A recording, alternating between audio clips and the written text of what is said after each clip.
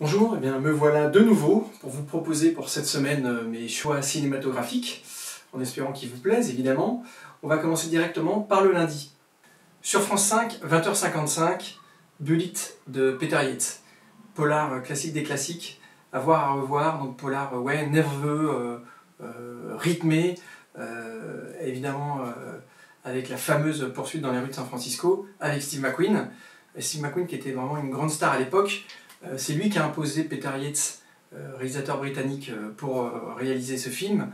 Et Peter Yates a d'ailleurs exigé de retravailler tout complètement le scénario. Il a voulu tourner tout en décor naturel pour donner un peu plus de modernité à sa mise en scène. Et toutes ces décisions étaient soutenues par l'acteur Steve McQueen. Un peu contre l'avis des studios à l'époque, la Warner. Steve McQueen donc, qui adorait piloter, qui était un pilote haut de gamme, donc qui n'a pas du tout été doublé pour la fameuse poursuite dans les rues de San Francisco, où les poursuites montaient quand même à 200 km/h. La fameuse séquence de l'aéroport où il y a un avion qui décolle au-dessus de lui, c'est lui, il a toujours refusé d'être doublé.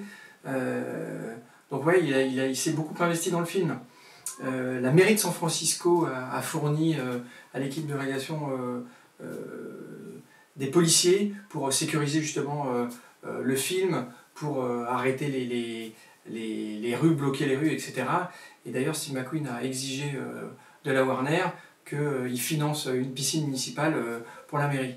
D'ailleurs, la Warner, qui avait encore 5 films de contrat avec Steve McQueen, en a eu marre et a cassé le contrat, a résilié le contrat et l'a laissé libre de partir tourner avec d'autres studios. Donc ça c'est drôle, sachant qu'à l'époque, Steve McQueen c'était la star de l'époque, et c'était encore à l'époque des contrats, des gros studios où les stars étaient engagées pour 3, 4, 5, 6 films. Sur TMC, à 21h15, vous pouvez regarder Jumanji de Joe Johnston. Alors attention, Jumanji, c'est le classique des années 90, c'est pas les remakes qui ont été faits. Joe Johnston n'est pas très connu, c'était l'expert des effets spéciaux de l'équipe de George Lucas. Donc il sait de quoi il parle, et il a fait un film d'aventure, divertissement familial par excellence, bourré d'effets spéciaux. Ça se regarde, c'est hyper sympa, c'est drôle, c'est rythmé, et Robin Williams est tout simplement génial. Donc à regarder avec toute la famille, avec grand plaisir. Mardi, 22h45 sur M6, Erin Brockovich de Steven Soderbergh. Moi, pour ma part, tous les films de Soderbergh doivent être vus. Donc que ce soit ses films les plus expérimentaux comme les plus classiques et les plus grand public, notamment la série des Ocean Eleven. Mais là, Erin Brockovich, en plus, c'est tiré d'une histoire vraie. Erin Brockovich a vraiment existé. Julia Roberts l'a rencontré, ils en ont parlé. Donc c'est d'autant plus émouvant qu'on sait que l'histoire est vraie. Après, c'est traité magnifiquement bien, c'est sobre. Mais en même temps, il y a des rebondissements, il y a du suspense, on s'ennuie pas. Grand film et puis hyper bien réalisé. Sur Sister, à 21h05, vous avez Le Château de ma mère, à 22h50, La gloire de mon père, d'Yves Robert, le réalisateur de La guerre des boutons. Deux films magnifiques à voir absolument. Alors, mystère de la programmation, pourquoi ils ont mis le numéro 2 à 21h et le 1 à 22h50, aucune idée. Donc vous enregistrez les deux et vous les regardez dans l'ordre, évidemment. C'est tiré de l'œuvre de Marcel Pagnol. C'est une adaptation très fidèle qu'il a faite, Yves Robert. C'est magnifique. Il faut montrer ça à vos enfants.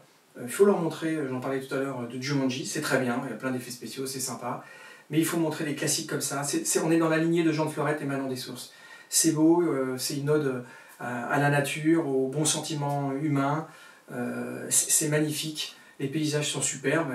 Et puis ouais, ça sent bon la Provence, donc à voir sans modération. Jeudi sur France 3, 21h05, 9 mois ferme d'Albert Dupontel. Que dire de ce film? C'est un peu un ovni cinématographique, moi je suis fan à mort. On est dans la lignée du personnage. Bon, Dupontel, c'est toujours un peu particulier, peut-être à part son dernier film qui est une adaptation, j'en ai parlé, du roman Au revoir là-haut de Pierre Lemaitre.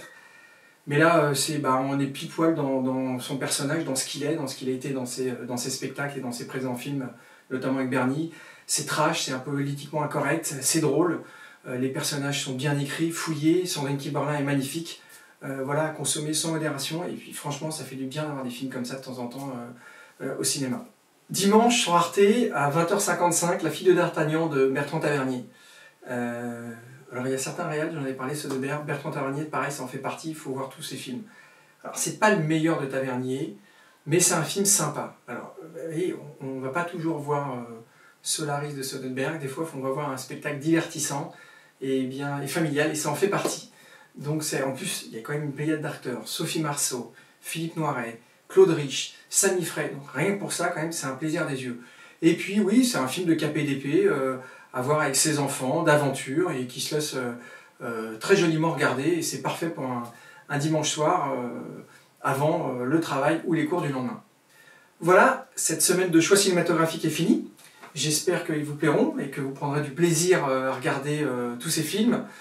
Le cinéma, c'est à consommer sans modération, donc n'hésitez pas, faites-vous plaisir. Je vous dis à très vite, et on reste chez soi.